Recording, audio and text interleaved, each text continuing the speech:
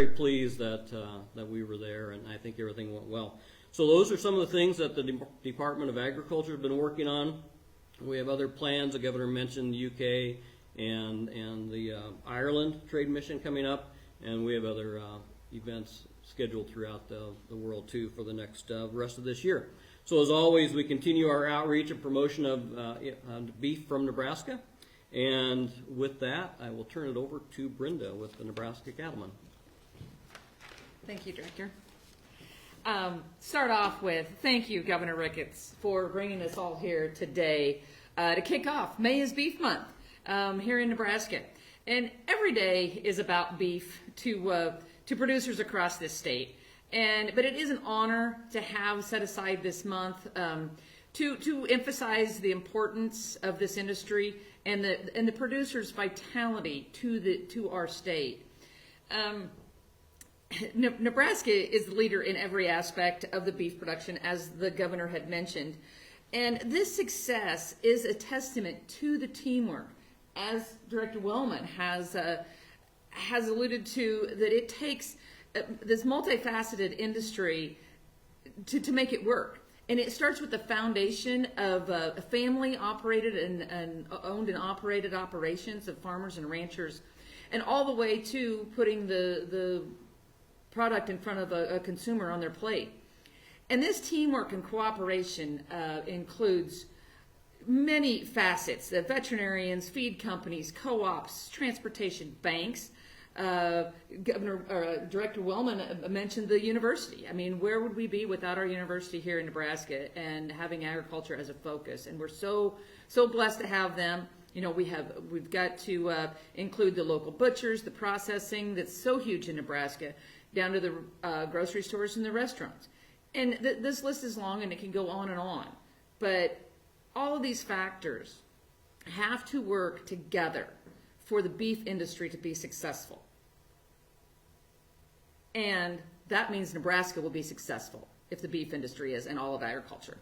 So thanks again, Governor Ricketts, for your commitment to and the recognizing of how important the beef industry is to our state of Nebraska. My pleasure.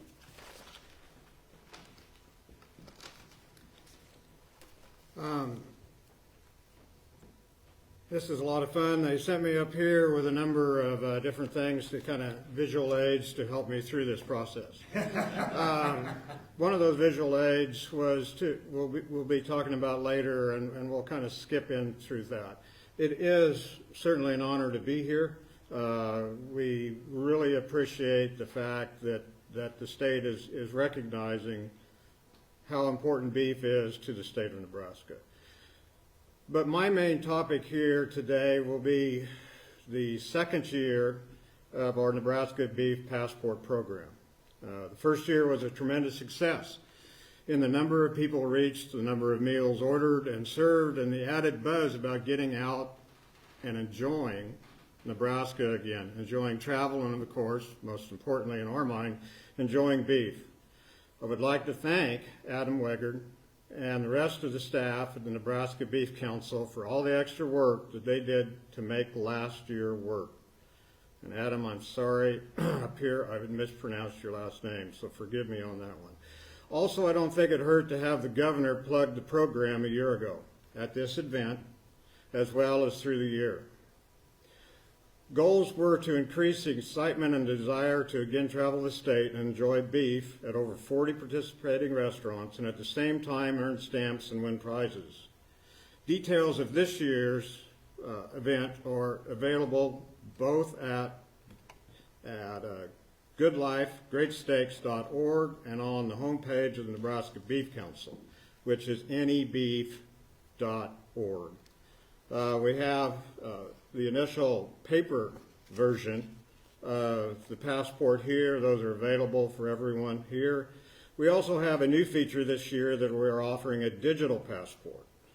On the homepage of the Good Life Great Steaks, as well as on the homepage of the Nebraska Beef Council, you'll be requested to ask for your passport. Then you'll have the option to choose the traditional paper passport booklet or go with a new and wonderful digital passport. The governor and I talked about this a little bit earlier. We both agreed that we were kind of analog people, so we probably like to hold it in our hands. But I know a lot of folks like the efficiency in their mind of carrying it on their phone. So we would really like to promote this option.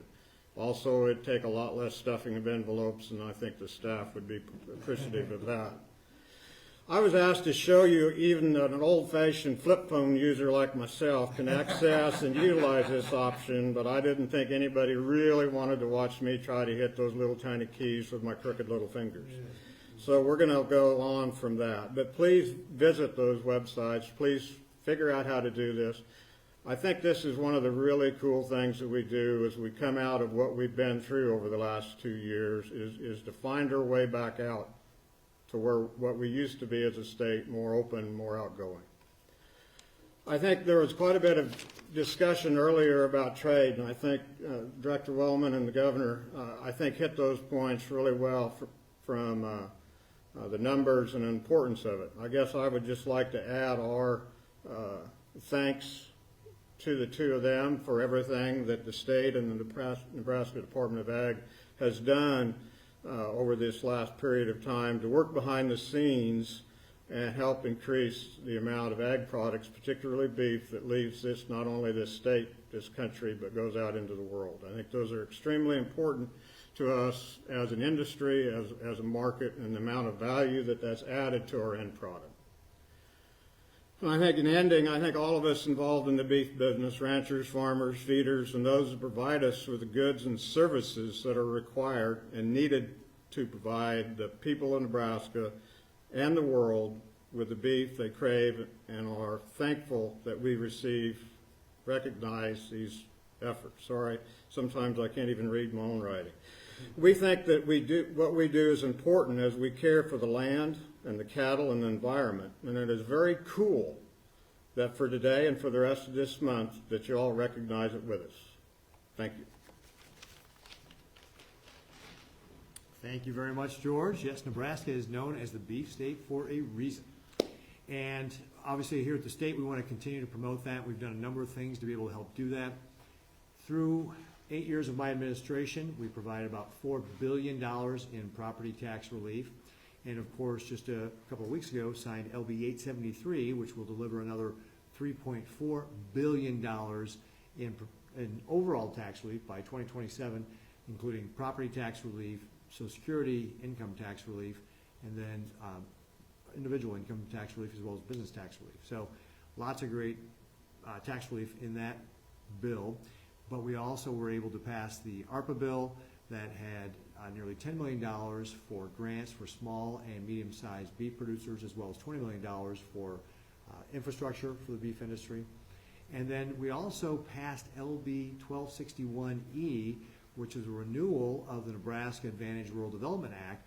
And in fact, not only was that act extended, but we increased the amount of dollars in that from $1 million to $10 million. So 10 times more dollars available in that program, and the limits for individuals were higher for that as well. So lots of great work. And then, of course, Director Wellman talked about what we're doing with regard to trade missions. So we will look to continue to keep promoting beef as a great, nutritious food source and something that's great for the state of Nebraska. And so to that end, I'm going to proclaim May is Beef Month here in Nebraska. And I've actually got 3 proclamations we're going to sign here, one for each of our speakers.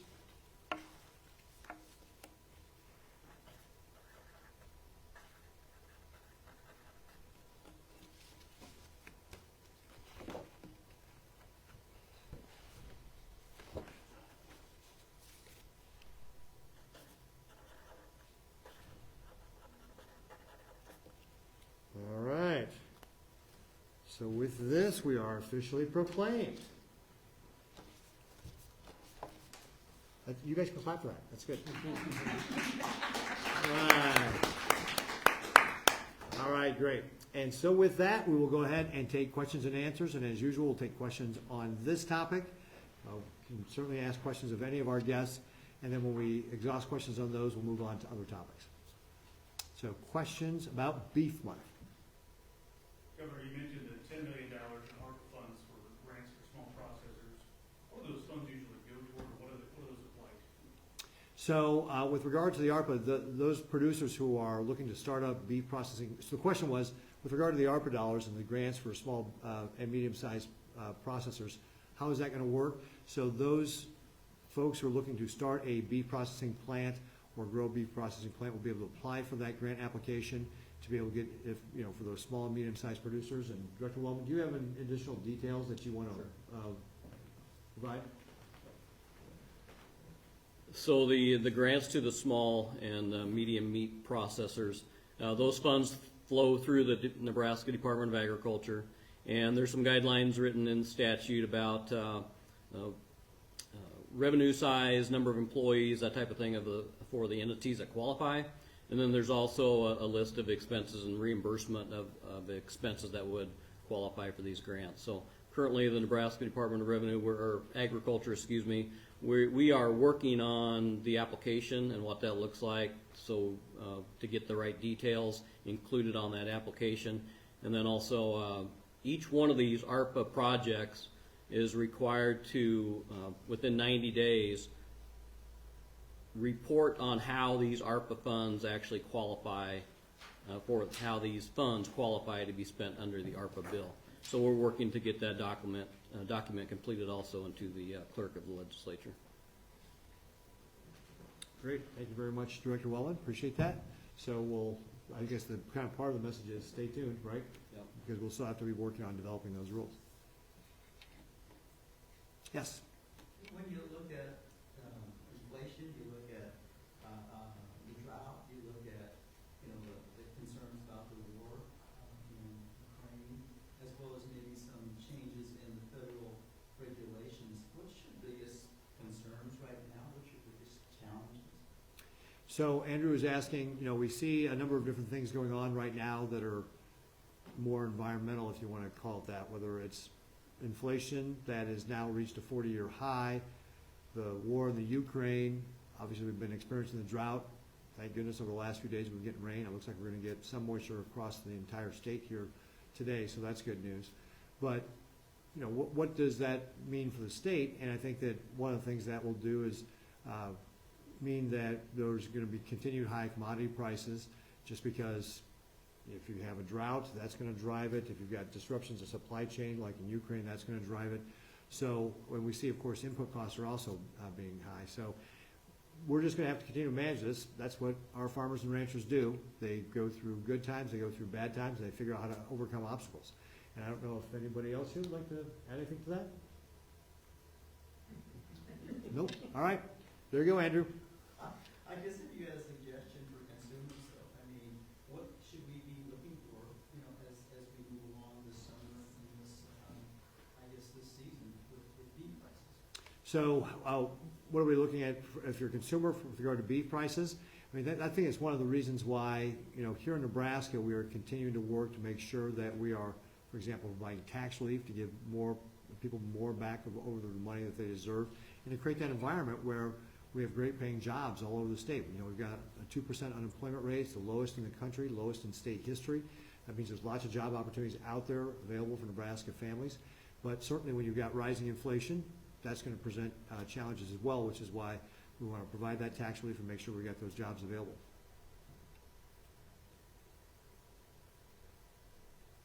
All right, any other questions on beef month? Favorite cut? My favorite cut? My favorite cut of beef is a ribeye. And if you really want to take it, really, like that's the kind of the standard thing, but occasionally I treat myself to the tomahawks. You know, tomahawk cuts, those are awesome. And by the way, yes, I can eat one of those by myself. Steve, what's your favorite cut? Ribeye. Steve's is a ribeye. George? Whichever one I'm served. George's whatever he gets served, he's happy with.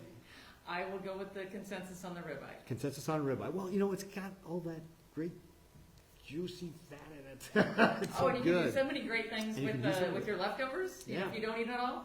But that's where you need to go to the nebeef.org and get recipes on that. Cause, Nebeef.org to get recipes. That's great. And then, of course, Good Life Great Steaks. By the way, I love that. Great Steaks, goodlifegreatsteaks.org as well for the app for the Beef Council to get your passport. All right, other questions on this topic? All right, seeing none, I'll go ahead and dismiss our guests, but thank you all very much again. Appreciate it. Thanks a lot, George, to see you. Thank you. Thank you. Thank you, Steve. All right, questions on other topics? We had a reporter out in the Cambridge area last week following wildfire relief and cleanup efforts. A few of the folks, particularly ag producers we visited with, said they appreciated the state's support but were critical of the response time. What more could the state do to address particularly wildfires we saw in massive size in southwest Nebraska moving forward? Yeah, so with regard to the wildfires, I believe that we dispatched the National Guard out there very quickly. Again, when the state is looking to do a response, it's the local folks who have the emergency that then request that help. And I believe in this case, the state actually responded fairly quickly to get National Guard resources out there, as well as pulling in resources from other states to be able to help that fire. And right now, we are about 98% contained, and that fire has been turned over back to the local firefighters to be able to fight. So part of this response was calling in the federal government to be able to help manage this. So it reached that scale that the federal government came in. That also means we'll get reimbursed for our expenses from the federal government, from FEMA. So I think that the state moved very quickly on that. The federal government moved quickly. We got resources in and to work to try and contain that fire around Cambridge in particular. What can we do going forward with regard to wildfires? One of the things I actually asked the Department of Transportation to see if they could brainstorm ideas on what we could be doing. But I think just in general, we've had those red flag warnings. People to be cognizant, be aware that we've got dry conditions. And so all the things you need to do to prevent fires, we need to be doing. So obviously not doing any outside burning, being cautious about where you're parking your truck so that you don't back into some dry grass and start a fire that way. That's one of the causes that we had last year in a fire. So just people need to be aware that we are in really dry conditions and be looking for that, and we'll just have to continue to respond. I know that firefighters across the state are super tired. We've had a lot of great volunteer firefighters that have been involved all across the state, and so this rain will hopefully give us a little bit of break so those folks can get some rest. In fact, Brenda Mushik, who was up here earlier, Brenda, you were part of a fire response, right? Last week, right? Yeah. Yeah, so Brenda was out there fighting fires as well. So, we just need to get a little break here so that our volunteer firefighters can get some rest. Brenda, can you ask you about that experience? Brenda, you want to come on up?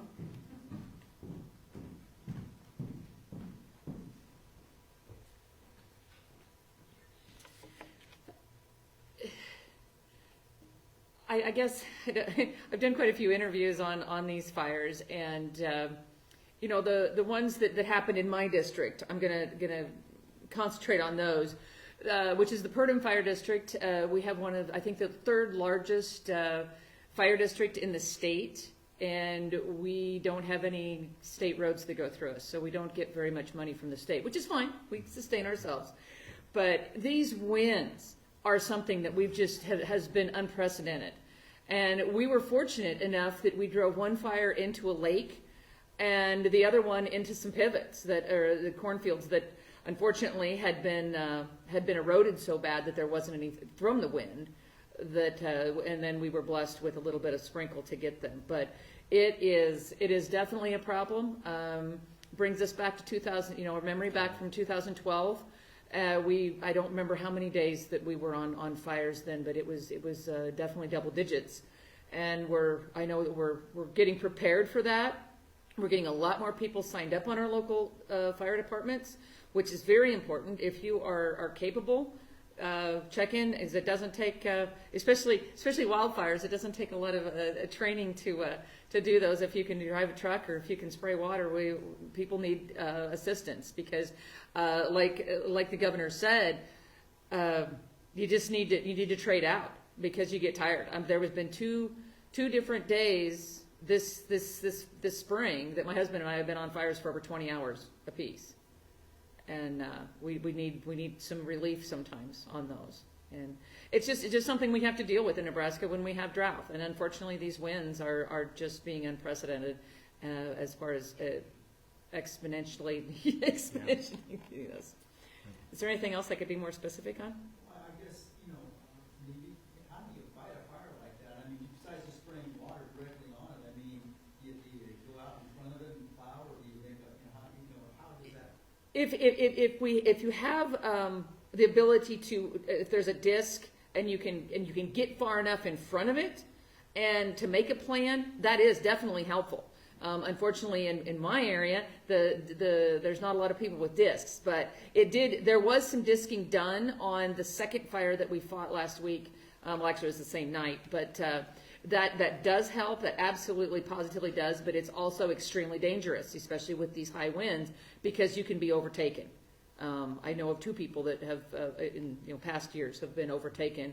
One was didn't make it out of it, and the other one that was permanently damaged, for the rest of his life from the fire. We did have the first fire I was on this year was we got it into a bale yard, unfortunately. That's another thing that's really bad. We got it, and unfortunately, we got it contained in a bale yard, which it didn't go like 2 counties east, but it burned up almost 800 bales of hay, and that's just something that right now you can't replace. Whether the funds, it isn't about whether you have enough money or you had it insured. The sustained drought for the last few years in places, there just isn't hay available. But yes, equipment like that. In these winds, backfires. There's sometimes you can set backfires, but those are almost impossible right now with these winds that we're having. Governor, do you have any estimates, up-to-date estimates of how much damage this cost, and whether or not that might qualify for any kind of, disaster? So Andrew asked, do we have any estimates with regard to how much damage has been caused and whether or not we'll be able to seek reimbursement from the federal government for those damages? Right now, we're still totaling those, and what we'll probably do is pull all these fires together to see what that damage is, to be able to work with FEMA to see if there's any money available for that public infrastructure reimbursement. I do know that from the fire we had in Cambridge, I think we've had about 6 homes were damaged. I know we had also about 900 calf huts in, I think, the Burt County fire. I'm trying to think which fire that was. So we have had some structures damaged in different parts of the state, but we're still waiting to get all that pulled together. I mean, obviously the priority over the last several weeks has just been to get the fires put out. Can we ask you about former President Trump's? Sure, go ahead. You know, All right, Brendan, I don't think you need to stick around. Okay. You can if you want. No, I think I can bow out on that. Okay. any response to his comments or any of the comments that were made during that rally? So Nebraskans always welcome the former president when they come here, and he and I agree on many different policy issues. This is one where we disagree on the candidates.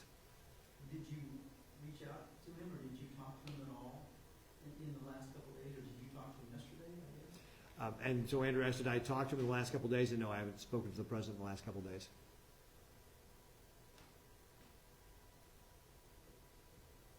I got time for one more question, if anybody wants to take it.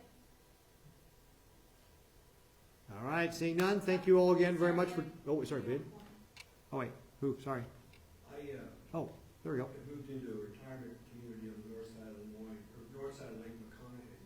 One of the frustrations I have there is the direct TV or the TV cables do not provide Nebraska news. It's all Colorado and Wyoming. Is there a way we can provide illustration or that give us Nebraska news? Nothing's more frustrating than want to be informed when you live in an area that you can't get the Nebraska news. Yeah, so the question was, we got someone who is living in a retirement community by Lake McConaughey, and the news is coming from Colorado or Wyoming, not necessarily from Nebraska. And is there anything that we can do about that? And again, that really gets back to what your local provider is carrying as far as the channels. I know that there's, at least at one point, some of the channels were looking to try and establish kind of statewide networks. I'm not sure where that effort has gone, and it really gets back to what are those private providers are doing. So there's really not a huge role for the state in that with regard to that. There, I know some federal regulations about how they break up the stuff, but I gotta tell you off the top of my head, I haven't looked at that stuff in the past several years, so I don't know that off the top of my head. So, but I would contact your local providers though of that service to ask them to try and get more stations that cover Nebraska news. All right, folks, thank you very much. I appreciate you all coming out here today. Hope you all have a great rest of your week, and happy Beef Month.